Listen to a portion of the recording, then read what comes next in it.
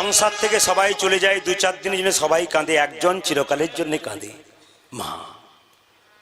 ধানবাদে একটা জেলাতে আমি গান করতে গিয়েছিলাম, যে বাড়িতে বাসা ছিলাম 3 দিন কীর্তন হচ্ছিল আমার সেখানে, আজ থেকে 5 বছর আগে। সবাই যাচ্ছে কীর্তন শুনতে, কিন্তু ওই মাটি যাচ্ছে না। আমি জিজ্ঞেস করলাম, মাসিমা আপনি বসে আছেন কেন, যাচ্ছেন না কেন? আপনাকে তো 3 দিন ধরে দরজাতে দেখছি। উনি চোখের জল ফেলছেন। কেন, কি হয়েছে আপনার? বাবা, আমার 2টি ছেলে, একটা ছেলে বাড়িতে দেখতে পাচ্ছ, আর যেটা ছোট না, যেখানে নামযজ্ঞ কীর্তন হচ্ছে সেই জায়গাটা পুরনো দেওয়াল ছিল। আমার ছেলে ওখানে খেলা করছিল, দেওয়াল চাপা পড়ে ওখানে শেষ হয়ে গেছে। ওই জন্য আমি যে মা, ওইখানটাতে গেলে আমার বুকটা মুচড়ে উঠে, এখান থেকে শুনি আমি যেতে পারি না। আমি অবাক হয়ে গেলাম। বাড়ির সবাই নতুন জামা কাপড় পরছে, সবাই কীর্তন শুনতে যাচ্ছে, কিন্তু বৃদ্ধা মা ওখানে বসে বসে কখন ছেলে মারা গেছে তার জন্য চিন্তা করছি। বাবা, সংসারে সবাই চলে যায়, সবাই কিন্তু 2-4 দিনের জন্য কাঁদে, মা চিরকালের জন্য কাঁদে। আপনাদের কাছে নিবেদন রইল, সংসারে মাকে ভক্তি করুন, মাকে ভালোবাসুন, বৃদ্ধ পিতাকে ভালোবাসুন। বাবাকে যদি ভালোবাসতে পারেন, বৃদ্ধ বাবাকে, বৃদ্ধা মাকে, সংসার দিনের পর দিন ফুলে। আমাদের বিচারটা স্বার্থপরের মতো। আপনি কম বয়সের মেয়ে, বিয়ে হলো ভদ্রলোকের ছেলের সঙ্গে, ভদ্রলোক বয়স্ক মানুষ, যখন বিয়ে হয়ে তুমি নতুন বাড়িতে গেলে, তখন শ্বশুরমশাই কি বললো, আমার লক্ষ্মী এলো গো, আমার মা এলো গো। তাহলে যে আপনাকে মা এলো বলে একটা দান দিলেন, আদর করে কাছে টেনে নিলেন, সে তো তোমার সন্তান। তো তুমি মা হয়ে যদি খেতে না দিলে, তুমি তো কলঙ্কিনী হয়ে গেলে, তোমার মা নামটা তোমার কলঙ্কের জায়গায় ঢুকে গেল। কেমন মা আপনি? কথাগুলো বিচার করবেন আপনারা। সংসার থেকে যখন পুরুষ মানুষ কাজে যায়, স্ত্রী বলে সবজি নাই, আসার সময় হাটে সবজিগুলো নিয়ে এসো। মেয়ে বলে একটা ঘড়ি দেবার কথা ছিল বাবা, আজকে নিয়ে আসবে। ছেলে বলে মোবাইলটা খারাপ হয়ে গেছে, দোকানে দেওয়া আছে বাবা, নিয়ে আসবে। সবাই বলে এনো সে এনো, একজন শুধু বলে মা। কি বলে? সাবধানে যাস আর সময় মতো খেয়ে নিস। পৃথিবীতে কে বলতে পারে? আপনি যাকে খেতে দিলেন না, সে শুভাকাঙ্ক্ষী হয়ে বসে রইল বাড়িতে, তিনি মা। আমি সবার কাছে নিবেদন রাখবো, সংসারে স্ত্রী এবং মা দুজনকে সমান ব্যবহার করুন। স্ত্রীকে যেমন সম্মান দেবেন, মাকে সেরকম দিন। প্রশ্ন করবেন কেন? একজন রক্তের বাণ বই দিয়ে, প্রাণ বিসর্জন দিয়ে তোমাকে পৃথিবীর আলো দেখিয়েছে, আর একজন নিজের মা বাবা আত্মীয় স্বজনকে ছেড়ে তোমার পাশে এসে দাঁড়িয়েছে। দুজন সমান, এদের দুজনকে সমান চোখে দেখুন। আজকে সমাজে কীর্তন শুনে কি লাভ আছে যদি আসল জায়গাটাতে ঠিক রাখতে না পারলেন? এখানে কীর্তন শুনে গেলেন, বাড়িতে গিয়ে বৃদ্ধা শ্বশুরকে আপনি খেতে দিলেন না। কীর্তন শুনে আপনার কি লাভ আছে? আপনার তো বেকার বসলেন, আপনি কি শিখলেন এখানে এসে? আপনার বিবেক তৈরি হলো না, আপনার মনুষ্যত্ব তৈরি হলো না, তবে কীর্তন শুনে কি লাভ আছে? এরই নাম কীর্তন। এখনই আপনারা হাসছিলেন, আনন্দ করছিলেন, কিন্তু ভক্তি এবং প্রেম যদি মানুষকে দেওয়া যায়, মানুষ স্থির হয়ে যায়। আজ আমি কতগুলো প্রেমের কথা বলবো, একটু মন দিয়ে শুনবেন।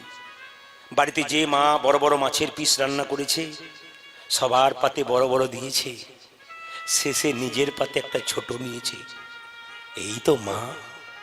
যে তোমাকে সব দিয়ে দিল, নিজে নেবার বেলাতে কিছু নিল না, এর দিকে তাকান, ছোট থেকে সব করেছে। তুমি যখন মায়ের পেটে ছিলে, কত দেবতার মন্দিরে কেঁদে কেঁদে বলেছে, একটি সন্তানের মা যদি হতে পারি, আমি ধনী হতে চাই না, আমি সন্তানের মা হতে চাই। যার জন্য পৃথিবীর মুখ দেখলে তুমি সেই মানুষটাকে পুজো করো। দুর্গার অষ্টমীর সময় উপবাস করে দুর্গার মন্দিরে পুষ্পাঞ্জলি দিতে যাচ্ছ, নিজের মা খেতে পায় না, বাবা ভালো কাপড় পায় না, আর পুষ্পাঞ্জলি দিতে যাইছো। মা যেন বলতে চাইছে, আসবি না আমার কাছে? কেন? মাটির প্রতিমা পুজিস রে তুই, আগে ঘরের মাকে পুজ গিয়ে। মাটির প্রতিমাটা পুজো করে কি লাভ আছে? ঘরের জীবন্ত দেব দেবী যদি খেতে না পাই, কি দরকার আপনার অষ্টমীতে পুষ্পাঞ্জলি দেবার? কি লাভ আপনার? আপনার ভেতরে কি জন্মালো, অসুরত্ব না প্রেম? আপনি আসল জায়গাটায় জীবন্ত দেব দেবীকে পুজো করুন, তবে আপনার জীবন সুন্দর হবে, নইলে জীবন আপনার বেকার হতে যাবে। এই জায়গাগুলো ধরবেন, আপনাদের কাজে লেগে যাবে। মায়ের গর্ভে একটা সন্তান 10 মাস 10 দিন থাকতে পারে, সেই ছেলে বড় হয়ে যদি কলকাতায় ফ্ল্যাট কেনে, মা বাবার একদিনের জন্য জায়গা হয় না। কি লাভ শিক্ষার, কি দাম শিক্ষার? তাই মা দেখবেন চিরকালের জন্য কাঁদে। এ সংসারে কেউ কারো নয়, এ সংসারে কেউ কারো নয়, যতক্ষণ দেহের মধ্যে প্রাণ আছে ততক্ষণ আমার আমার, দেহ থেকে প্রাণ চলে গেলে সব চলে যায়। প্রমাণ প্রমাণ।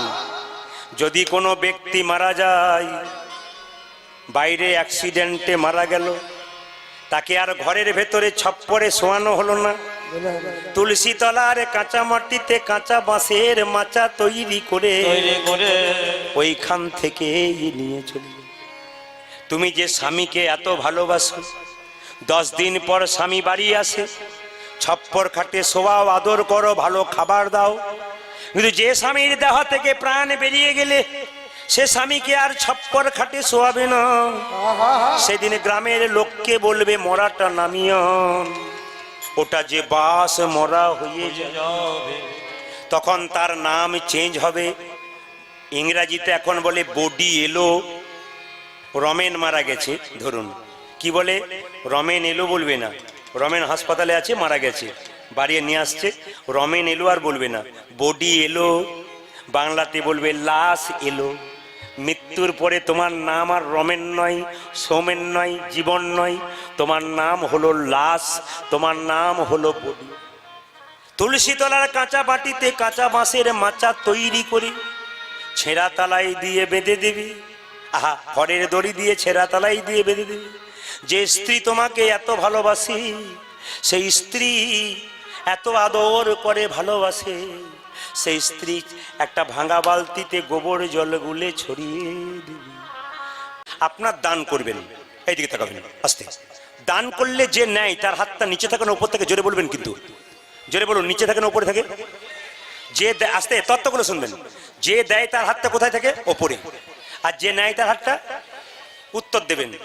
নদীর জল বইতে জানে, গোবিন্দ সেবায় লাগে। ইন্দিরার জল বইতে জানে না, গোবিন্দ সেবায় লাগে। যে টাকাটা রোজগার করলেন, গোবিন্দের সেবায় লাগাতে পারলেন না, আপনার টাকার দাম রইল না। জমিয়ে দিলেন, ও টাকার দাম রইল না, কিন্তু গোবিন্দ সেবায় লাগালে দাম রইল। যেমন আপনাদের বলে দিই আস্তে, আপনাদের এই বাঁকুড়া জেলায় কীর্তন হচ্ছে, আমাদের বীরভূম পাশেই ঝাড়খণ্ড আছে, তো আমাদের ওখানে নিয়ম হচ্ছে এরকম, হরিবাসর হলে না একজন বৈষ্ণব একটা থালা নেবে, একটা প্রদীপ নেবে, আস্তে, আর থালা নেবে, একটা প্রদীপ নেবে, নিয়ে একটা তিলক নেবে। এবার আপনারা সবাই কীর্তন শুনছেন, বসে এরকম করজোরে বসে আছেন, সবাইকে একটা করে তিলক দিচ্ছে, আর কেউ 10 টাকা, কেউ 5 টাকা, কেউ 2 টাকা, 4 টাকা দিচ্ছে। তো দেখছি সবাই টাকা দিচ্ছে, একজন কোটি টাকা, আস্তে আস্তে, একজন কোটি টাকাওয়ালা লোক সামনে বসে আছে একটা ধুতি পাঞ্জাবি পরে, সবাই টাকা দিচ্ছে, ও বেটা দিচ্ছে না। ও কি করছে দেখুন, আমার দিকে তাকান, ও টাকাটা বের করছে না, খালি এইরকম এইরকম এইরকম এইরকম। তো আমি খালি লক্ষ্য করছি কীর্তন করতে করতে এইরকম এরকম করছে কেন? আসলে তা নয়, ছোটটা দেবো না বড়টা দেবো বাছাবাছি চলছে।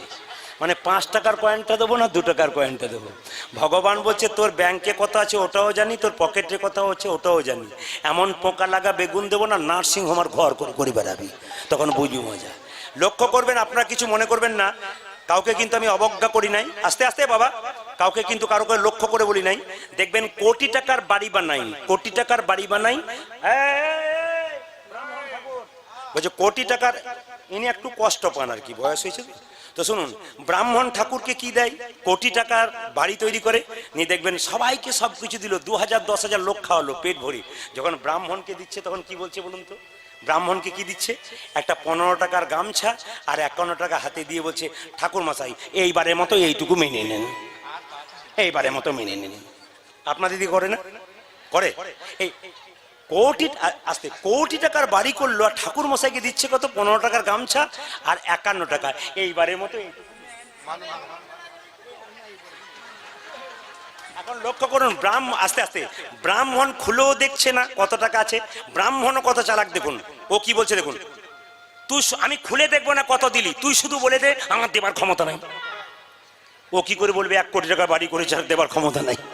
ব্রাহ্মণ কত চালাক দেখুন, বলছে তুই শুধু একবার বল যে তোর দেবার ক্ষমতা নাই, আমি তোকে ছেড়ে দেবো, মুক্তি দিয়ে দেবো। কিছুক্ষণ পরে বলছে, কিছু মনে করবেন না, গরিব মানুষ, এবারের মতো এইটুকু মেনে নিন। তোর যখন দেবার ক্ষমতা নাই তখন যা, আমি মেনেই নিলাম। ব্রাহ্মণ ঠাকুর ঘর চলে গেল। 3 দিন পরে ছেলের গলাতে কফ জমে গেল। এ নার্সিংহোম, ও নার্সিংহোম করে 50,000 টাকা চলে গেল। ব্রাহ্মণকে কত দিল? 15 টাকা আর 51 টাকা। কত হয় এবারে হিসাব করে দেখুন। আপনাদের কাছে নিবেদন রইল, এইটাই আমাদের ভুল। আসল মন্ত্র দিয়ে ব্রাহ্মণ প্রতিষ্ঠা করলো, যাকে ডাকলেন বলে আপনি গৃহে প্রবেশ করলেন, তাকে আনন্দ দিতে হয়, সে দুহাত তুলে আশীর্বাদ করে দেয়। মন তার খারাপ করলে আপনি এত বড় যজ্ঞ করলেন, গোটালে ভুল করলেন। ওই ব্রাহ্মণ ঠাকুরকে আপনি দান করুন। কেন? উনি কষ্ট করে আপনার দরজাতে এসেছেন, সুন্দর সুন্দর মন্ত্রপুত করে আপনার বাড়িটাকে পবিত্র করছে, ওনার দিকে আপনাকে তাকাতে হবে। উনি যেন খুশিতে বাড়ি যান।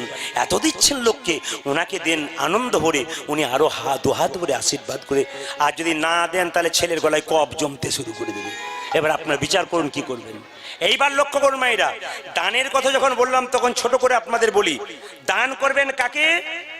ভিখারি এসে বলল, মা 4 দিন খাই নাই, চাল দাও। চাল দিলেন, মদ খেয়ে নিল। কোন বৈষ্ণব এলো, মা ভিক্ষা দাও, আপনি ভিক্ষা দিলেন।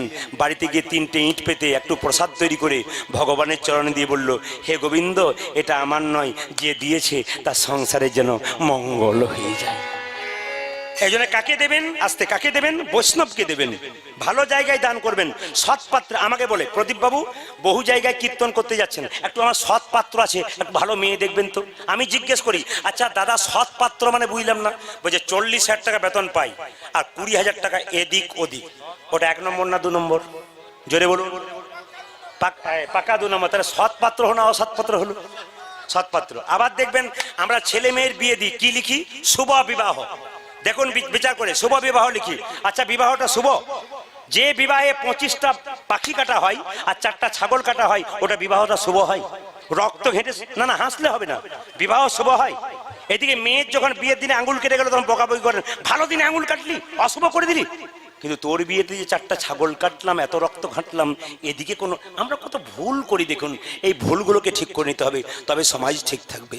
জেনে নিন আপনারা, বৈষ্ণবকে দান করবেন, মেয়ের বিয়ে দেবেন, ছেলের বিয়ে দেবেন, 7 দিন আগে বৈষ্ণবকে সেবা করান।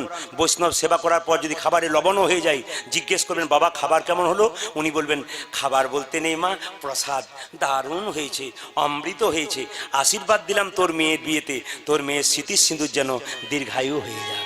কিন্তু যে ভগবানকে দেয় নাই, লাল গাড়িতে 4 চাকা গাড়িতে চেপে এলে খেতে এলো, 2000 টাকার প্রেজেন্টেশন দিল, খেয়ে যখন বাড়ি যাচ্ছে জিজ্ঞেস করছে, দাদা কেমন খেলেন? পোলাওটা তো ভালো হয়েছিল, বাদামগুলো পোড়া পোড়া হয়েছিল। খেলো কিন্তু বদনাম করে গেল। 2000 টাকা প্রেজেন্টেশন দিল, ওটা 2-5 মাস ভালো রইল, তারপর নিতাই গৌর হরিবল হয়ে গেল। আর বৈষ্ণব যে প্রেজেন্টেশনটা দিল, ওটা আপনার মেয়ের জীবনে নিতাই গৌর হরিবল বলে সারা জীবন। এই জায়গাগুলো ধরতে হবে। আমরা কত ভুল করি দেখুন। আর একটা জায়গার কথা ভাবুন তো, যে জায়গায় গেলে এটা দেখা যায়, যে জায়গায় গেলে দেখা যায়, কোথায় বলুন তো? রেডি করেছো? কোথায় গেলে আপনারা বলবেন, কিন্তু কোথায় গেলে? আচ্ছা এইটা দেখবেন, এক জায়গাতে গিয়ে কি বলা হয় দেখুন, হাতে যাহা বলিব, জোরে জোরে জোরে, যাহা বলিব, যাহা বলিব, সত্য বলিব, সত্য বলিব, সত্য ছাড়া, সত্য ছাড়া, মিথ্যা, মিথ্যা বলিব, বলিব না। দেখছেন কত চালাক। জোরে বলতে হবে, মিথ্যা বলিব না, মিথ্যা বলিব। অনেকবার গেছে তো, দেখেছেন কেমন চালাক পাটি, কিন্তু না বলছে আর কি। আচ্ছা এটা কোথায় বলা হয় বলুন তো? জোরে বলুন। বাবারে দেখছি আপনাদের সবার যাওয়া আছে নাকি, মাঝে মাঝে যান কোথায়। আচ্ছা আচ্ছা আচ্ছা আচ্ছা, এই লাল কাপড়টার ভেতরে কি থাকে বলুন তো? ওটাও খুলে দেব না, ওটাও খুলে দেখেছেন?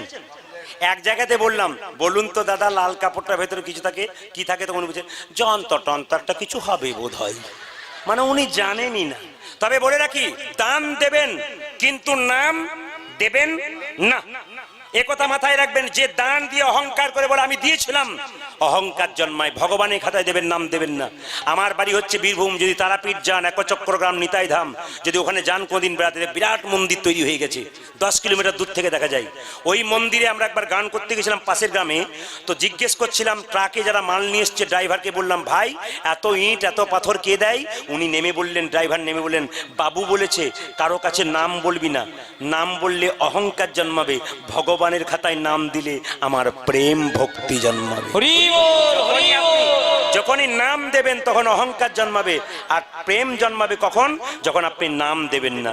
আবার আমাদের গ্রামে একটা দুর্গা মন্দির হচ্ছে নতুন, ওখানে একটা ছেলে ফ্যান দিয়েছে, তার মায়ের নাম রাজুবালা সরকার, মায়ের নামে ফ্যানটা দিয়েছে, ফ্যানের নিচে রাজুবালা সরকার লেখা আছে, ফ্যানও ঘুরছে রাজুবালা সরকারও ঘুরছে। শেষে একদিন ছেলে স্বপ্ন দেখছে, মা তুমি কেমন আছো? বলে ভালো নাই। ছেলেকে মা বলছে তুই কেমন আছিস? বলছে আমি একবারে ভালো নাই। মা তুমি কেন ভালো নাই? বলছে যেদিন থেকে ফ্যানটা দিয়েছিস সেদিন থেকে ঘুর ঘুর ঘুর ঘুর ঘুর।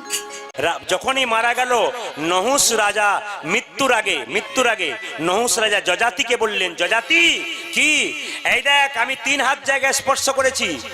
আকাশবাণী হলো পুত্রের যদি থাকে হরিচরণে মতি, পুত্র যদি শেষে নরমের যজ্ঞ করতে পারে, তুই যদি আমার মৃত্যুর পরে নরমের যজ্ঞ করতে পারিস আমার আত্মা মুক্তি পাবে।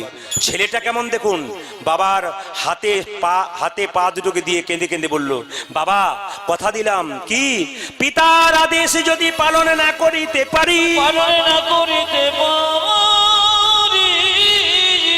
জ্বলন্ত অনলে আমার প্রাণ দিব ডারি।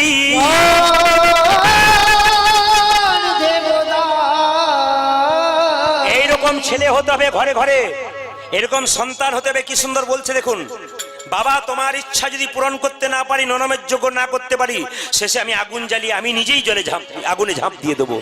পিতা স্বর্গ পিতা ধর্ম